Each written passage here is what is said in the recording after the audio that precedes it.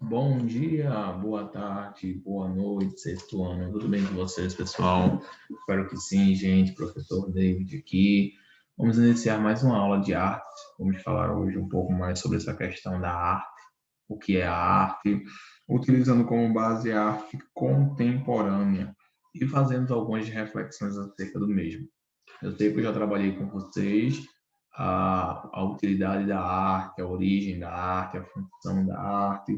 E hoje a gente vai falar um pouco mais sobre isso, utilizando alguns artistas aqui e também o nosso livro, tá bom? Então já peço que vocês abram seus livros aí na página 15, tá bom? Livro de artes, abram por favor na página 15, tá bom?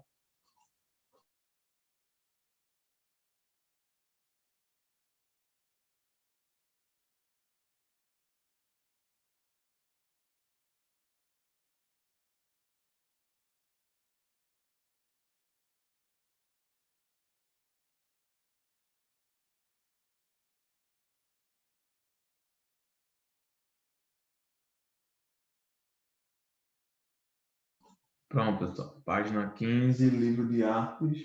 Vamos lá, vamos iniciar. Pronto.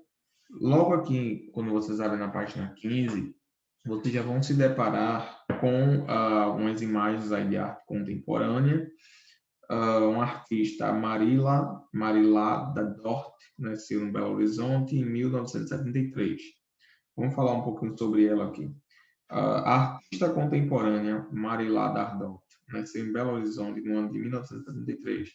Sua obra A Origem da Arte é uma instalação que você pode visitar no Instituto Inhotim, que é considerado o maior centro de arte ao ar livre da América Latina, localizado em Brumadinho, no estado de Minas Gerais.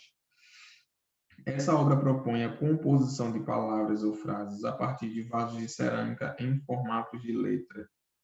Junto aos vasos ficam utensílios de plantio, terra e sementes, pois quem visita a obra pode criar palavras, tocar os vasos ou mudá-los de lugar.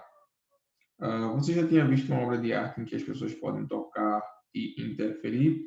Bom, gente, uma informação muito relevante aqui, um dos maiores centros artísticos de arte ao ar livre se encontra em Belo Horizonte, né, se encontra em Minas Gerais, em Brumadinho. Belo Horizonte é o local do nascimento da artista Marila Dardot.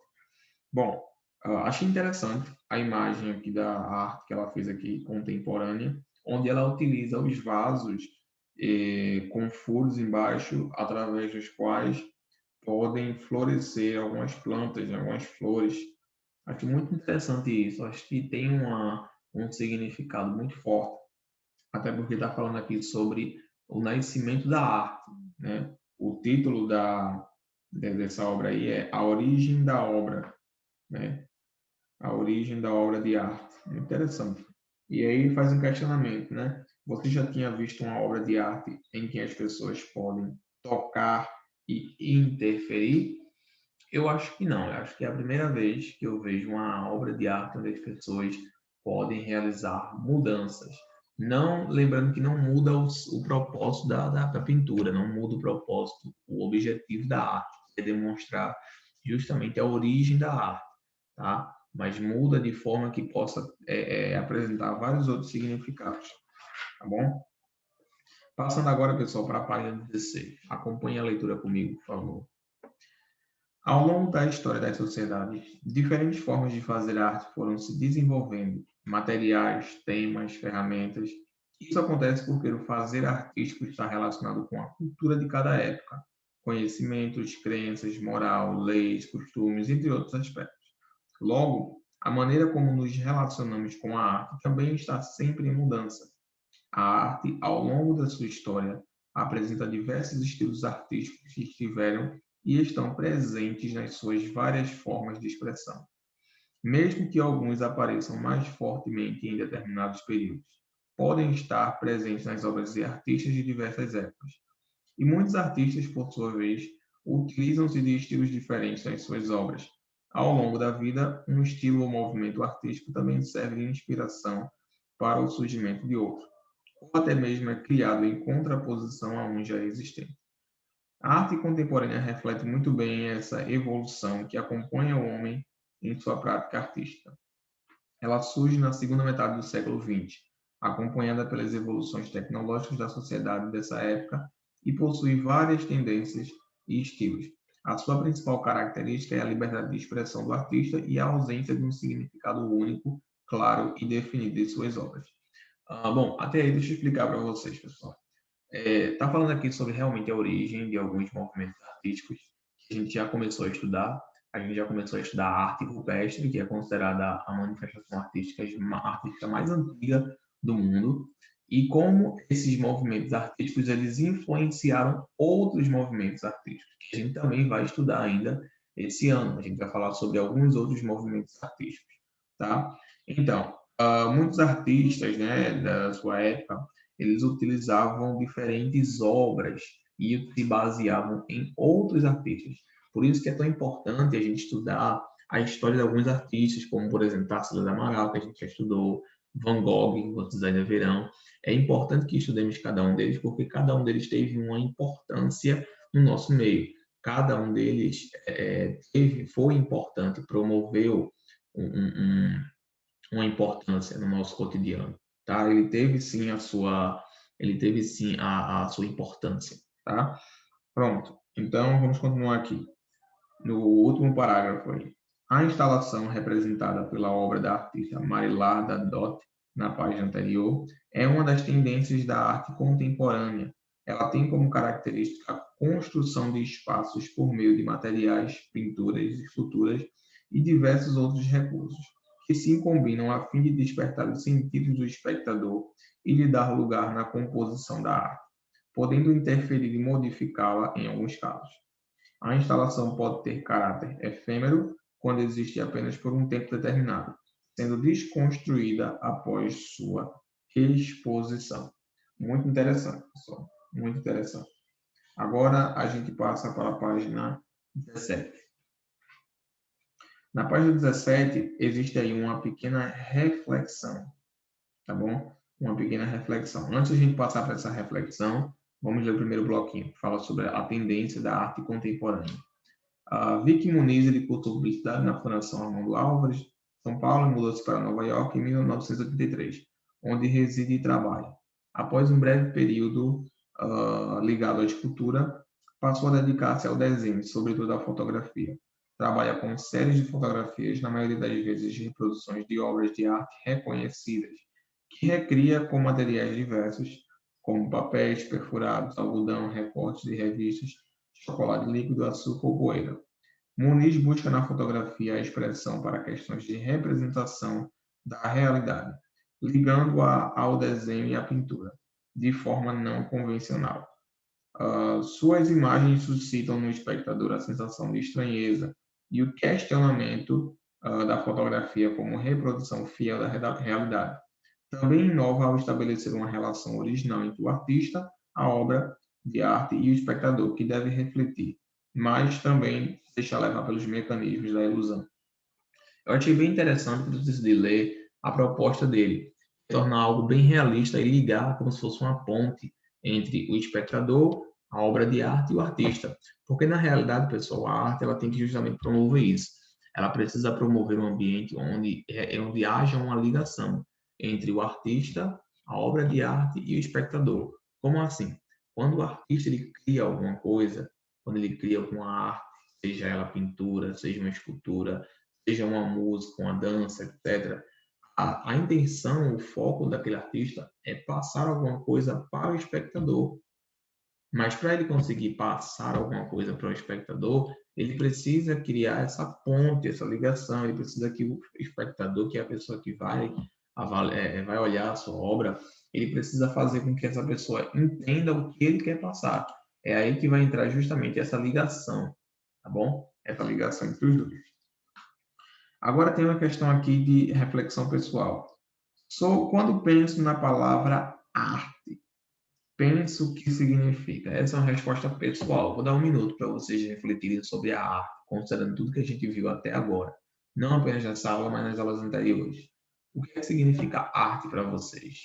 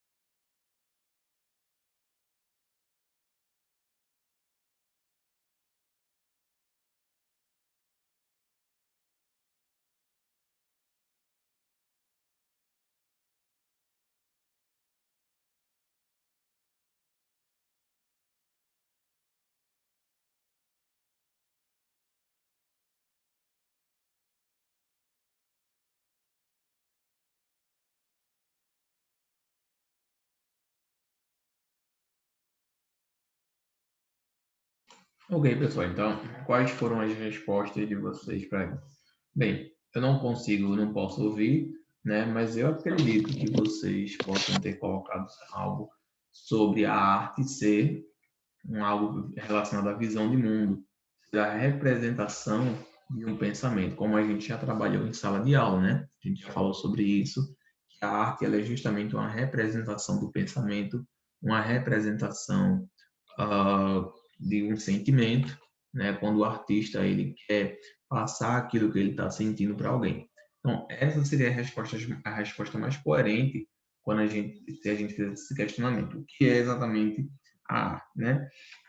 Aí temos aí o primeiro e o segundo, que ele fala sobre o compartilhamento dessa ideia, né? Mas como nós estamos por aqui, não teremos como também trabalhar essas questões, tá bom? Pronto. Agora, então, a gente passa para o quarto quesito, na página 18. Quarto quesito na página 18. Abram aí, por favor. Observe a imagem abaixo e registre as principais ideias que resultaram da sua reflexão sobre a arte. Analisem essa imagem aí, pessoal. É uma composição de Piet Mondrian com quatro cores primárias. E essas quatro cores primárias, elas querem indicar alguma coisa. Estão em bloquinhos, né? Alguns maiores, outros menores. Pequenos blocos. E o que é que vocês acham que essa arte ela pode representar?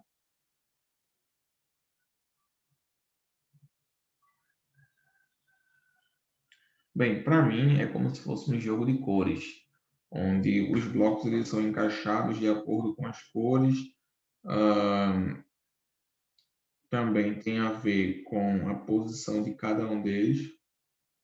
Talvez expresse ele queira desenhar alguma coisa através dos blocos. Para mim, é como se fosse uma composição de cores e blocos. Para a gente entender isso aí, a gente teria que fazer uma análise dessa obra, né? Deixa eu mostrar para vocês aqui essa análise. Vamos analisar essa obra dele.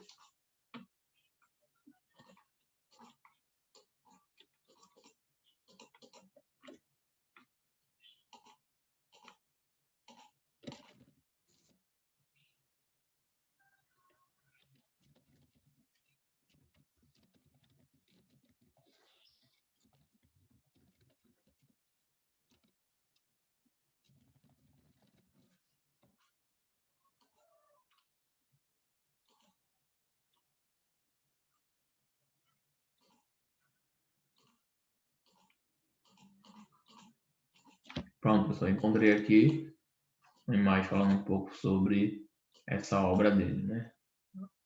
Piet Mondrian. A obra ela foi feita em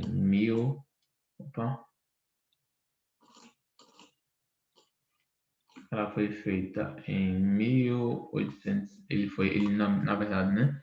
1872 o nascimento e 1944 falecimento. Aqui fala um pouco sobre essa obra dele, né? Entre 1907 e 1920, na sua obra propõe a abstração e a redução dos elementos da realidade e uma linguagem informal estritamente geométrica, limitada à representação de linhas horizontais e verticais e à utilização das cores básicas, vermelho, azul, amarelo, combinadas com preto, cinzento e branco, o que deu origem ao neoplasticismo. Muito bem, então a gente vê um conjunto de obras geométricas aí, aparentemente não tem um significado específico, é apenas uma composição geométrica utilizando as principais cores aí. Então, é interessante, interessante. Então, vamos voltar aqui para o nosso livro agora. Agora a gente vai para a página 19, tá bom? Deixa eu voltar para a nossa tela lá.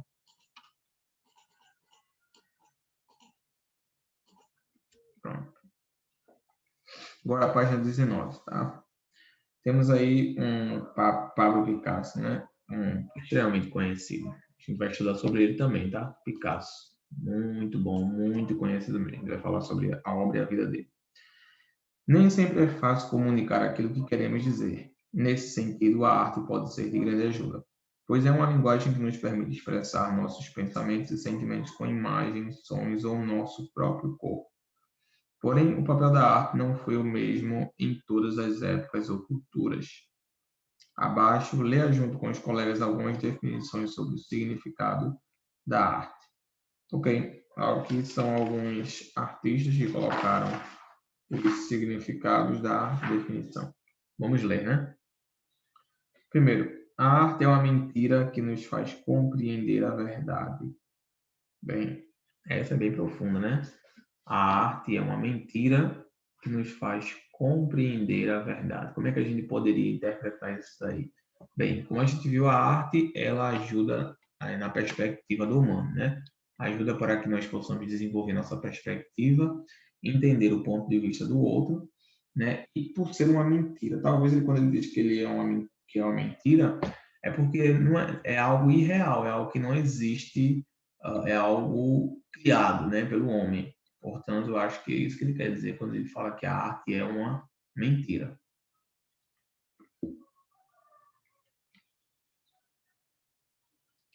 Segundo, né? A arte consiste em fazer os outros sentirem o que nós sentimos, em os libertar deles mesmos, propondo-lhes a nossa personalidade para especial libertação. Muito bem. Então, ele entende aqui que a arte é a expressão do que está sentindo, é você libertar as pessoas delas mesmas para que elas possam entender a sua personalidade. Aí a gente bate naquela mesma tecla, né? Através da arte a gente consegue identificar o pensamento, né, o sentimento, o desejo do artista. É possível você conseguir identificar todos esses aspectos apenas analisando a obra dele. Muito interessante.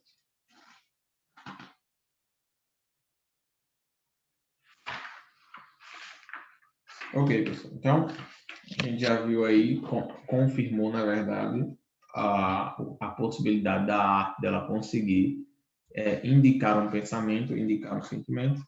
E agora a gente vai para a página 20, tá bom? Passem aí para a página 20 e vamos falar continuar falando sobre a arte. Temos aí uma invenção artística dos brasileiros, os gênios em cílios de concreto em Vancouver, Canadá. Tudo bem?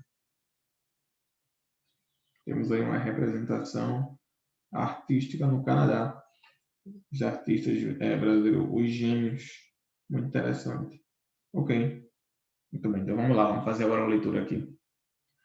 A arte é algo constante em nossa vida. Desde criança, utilizamos a linguagem artística para nos expressar, desenhando, cantando, interpretando ou contando histórias.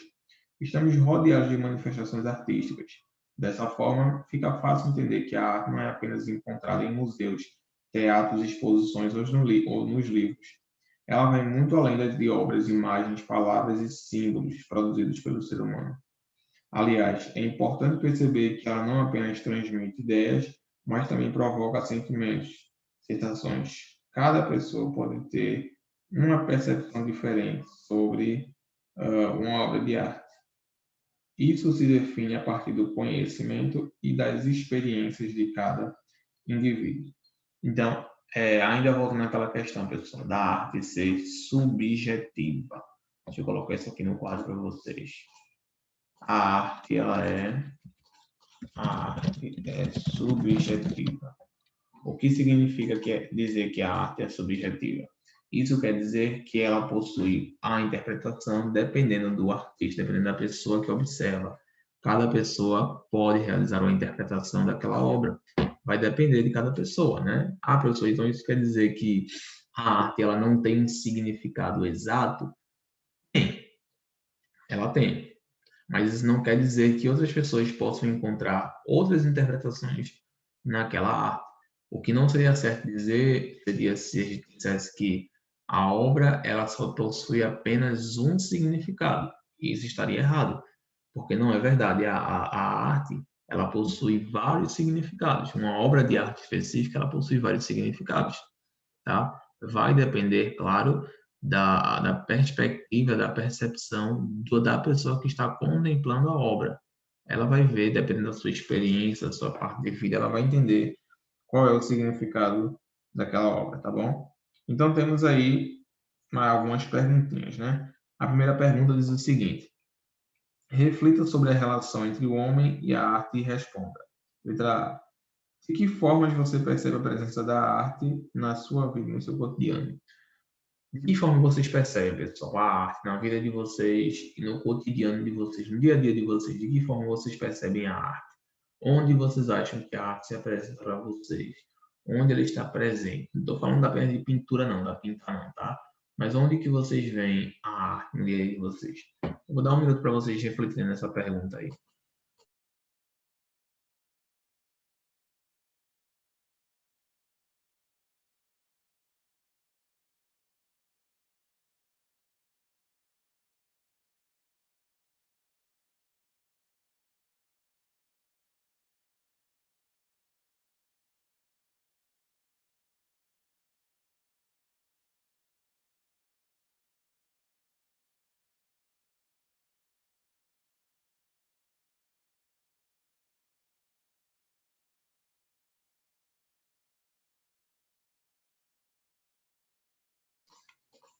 E aí, pessoal, de que forma vocês encontram a arte no dia a dia de vocês?